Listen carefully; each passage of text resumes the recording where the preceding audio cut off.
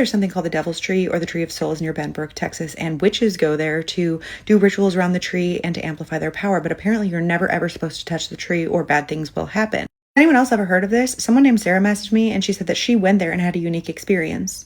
Sarah was around 20, 21 years old when she's hanging out with this group of girls, and they were self-proclaimed witches. And she said she wasn't really into all that, but she liked the girls. They were really nice to her. And when they ask her one night if she wants to go to the Devil's Tree, she says yes, obviously, because she was curious. Tell her that it's either the oldest or the biggest oak tree in Texas. She can't remember which, but they also tell her that you can see faces in the bark of this tree. They're headed out, but apparently before they leave, her friend's like, oh, you also need to bring a knife.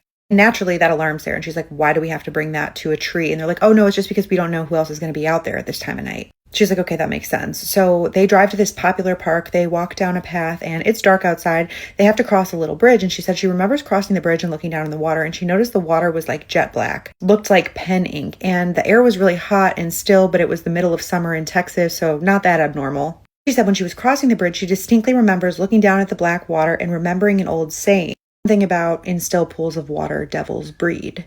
They keep going down the path. It's not too far, and it's not even desolate. There's a golf course nearby. There's picnic tables like 50 feet from this tree, but they walk up to it, and she said it was huge, majestic even. She kind of splits off from the group because she said they were just doing witchy stuff, and she was just looking at the tree, inspecting the bark because they said you could see faces in it. Stepping on huge roots, and apparently there's some light from the golf course nearby, but she thinks she sees something in the bark, so she leans closer and she touches the tree, and then she remembers what she was told, but she's like, I don't believe in that stuff anyway. Can't see anything, gets kind of bored, decides to go figure out what her friends are doing. She looks around. Some of them are still doing witchy stuff by the tree, but one of them's sitting at a picnic table alone. She starts to make her way over to the picnic table where her friend is sitting, but she turns back to look at the tree, and for a split second she said, I saw the devil's face glowing in the tree. That it was orange and flickering as if it was on fire from within, like the classic devil face that you picture when you imagine Lucifer. That I distinctly remember the pointy chin, but the orange flickering light made it look like it was alive, and it took my breath away. That her friend who was sitting at the picnic table heard her gasp and looks up at her and says, so you saw it too? She said, I had no words. I looked back at the tree, but it was gone, but I still remember it clearly 30 years later. Said they all left right after that, and she does remember them talking about how it was a new moon that night, if that makes a difference.